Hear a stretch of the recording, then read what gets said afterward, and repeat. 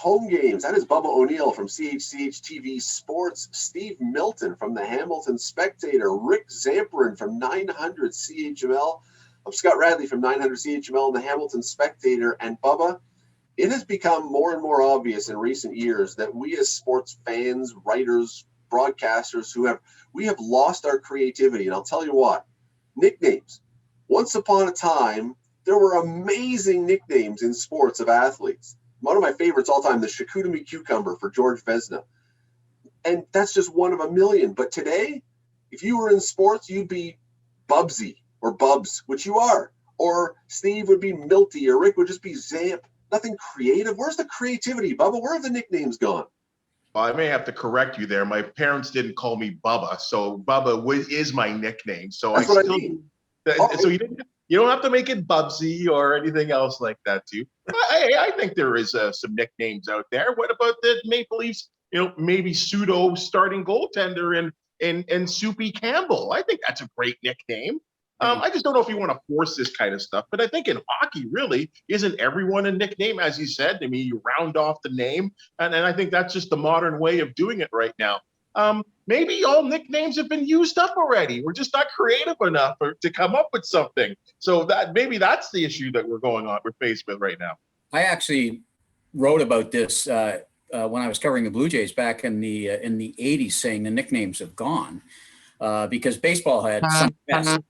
And we knew a lot of and they came from people who, when they were younger, like I think Bubba's a great nickname. I don't like Soupy because it's been around for just about everybody who's been named Campbell over the years. But I mean, there were things like Three Finger Brown, Preacher Row, all of those kind of Big Poison, Little Poison, all those things. And the conclusion I came to was money and the seriousness of it has changed. Culture's changed as well. Kids don't call themselves nicknames. They use nicknames for every other word, like vacay and all of those kinds of things. But they never, I mean, they call themselves Madison. They don't call themselves Maddie. They don't call, I would be Steven. I wouldn't be Steve or Milty or Uncle Milty or any of those things.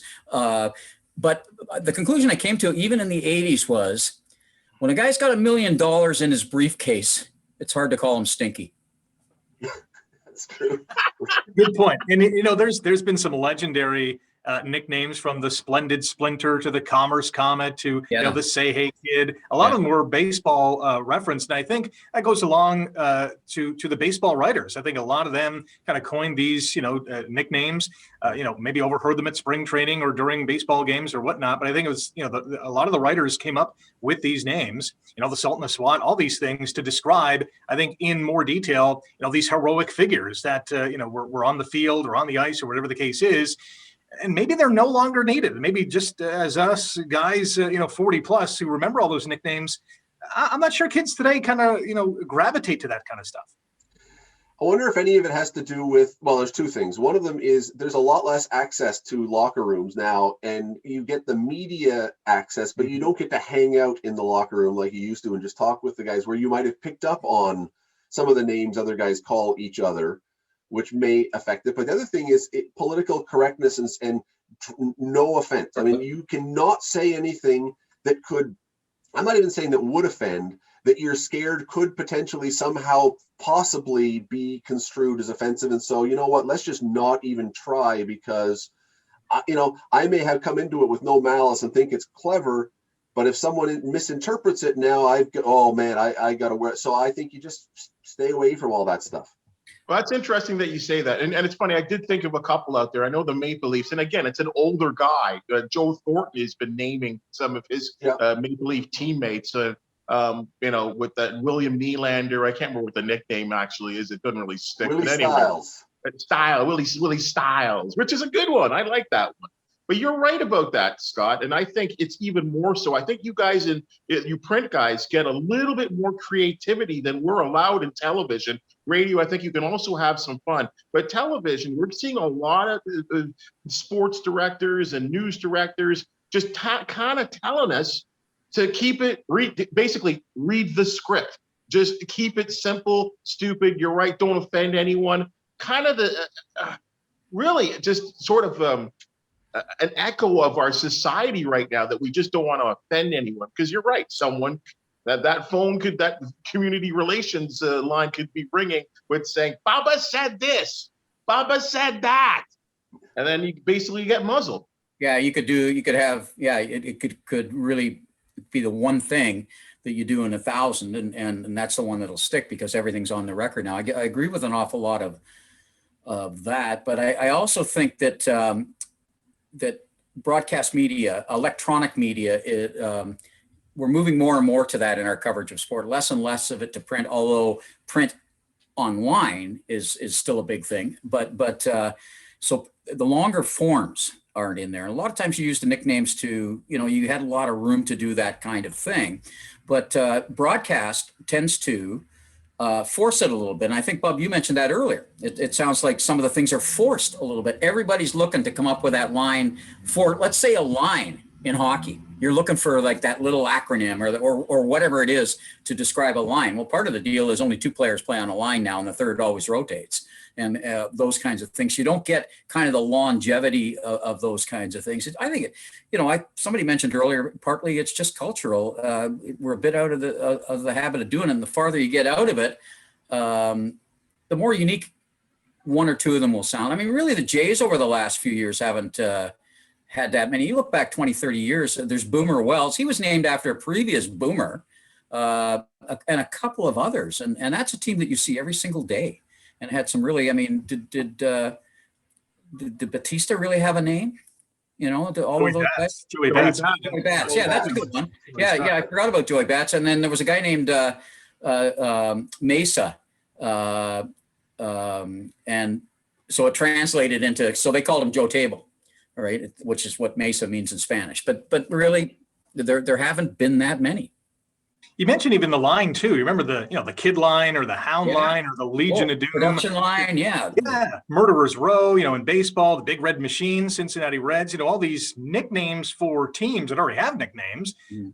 Maybe we've just lost our creativity and have gone to Jonesy or stick an S and a Y at the end of anything and you got a nickname. I mean, it's laziness and it's easy to do, but it's not as creative and it's not as fun, certainly. And I'll throw out one more explanation for why this could be, and it's got to do with the fact that once upon a time, if you were an athlete, let's say playing in Toronto, you would have a couple newspapers, maybe a couple TV stations, and a few radio stations. Now, it's so spread out, it's so fractured and fragmented that even if someone comes up with a great nickname for somebody, there's a reasonable chance that a huge chunk of the viewing or listening or reading audience never hears it. And so it doesn't have that stickability that it would have once upon a time if Milt Donnell or some legendary writer coined it and everybody read that guy. You go, oh, there's the nickname. Now, you know what? If a writer, he may have an audience of 10% of the market and a broadcaster might have 15% and someone else may have whatever. It's hard to do that then. Yeah, it's hard with segmentation. That's true, but also with segmentation comes the fact that many of the people who cover it, they think they're close to the players, and I don't mean that in terms of best friends. I'm talking about in day to day, hour by hour, minute by minute contact. They don't have it. Yeah, and that's how some of these things build up too, because you can see if it works with the person that you're covering.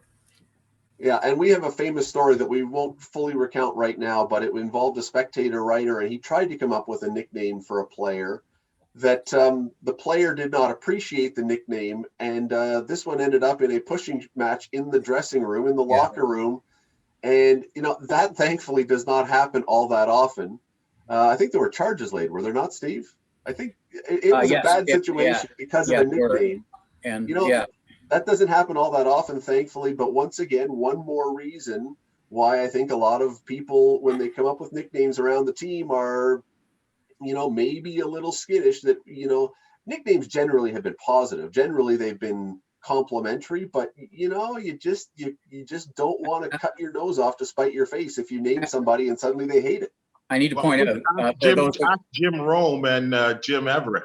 Yeah, Chrissy Everett, right? Yeah, Chrissy Everett. Well, you look back at I mean, Hepsi did it, a lot of it, but originally you look at ESPN and you look at Chris and those were fantastic, but they didn't always get used. They were just sort of, isn't that creative? They didn't really, in everyday language, he'd always nickname, I'm talking about Chris Berman, would always nickname people. You'd wait every week to see what the nickname would be, but it didn't stick particularly. It didn't go on. I go back just to that one where the journalist with the Ticats, the journalist, whatever, that was not in the wrong, right? I No, mean, no. you know, No. the Ticats were in the wrong. I don't want to on that one for sure. It is in their reaction. Yeah, it is. You know, it is a fascinating thing. Not the death of nicknames, but certainly the changing and how we apply them and why they are not what they used to be. And I'll say this as we go, and maybe down the road, Bubba, you talk about, you know, Soupy Campbell, or the other nickname he's picked up lately is Happy Jack. Maybe these nicknames in 20 years, everyone will go, that was a fantastic nickname. Happy Jack was amazing. Maybe we're just too close to it now and we don't see that these are still some great nicknames out there, but it seems to have changed. What do you think? What was your favorite sports athlete, line, whatever nickname of all time? Love to hear from you. Comment down below. Hit subscribe. Hit notifications so you see when these videos come up, because we'd love to talk to you again soon. Take care.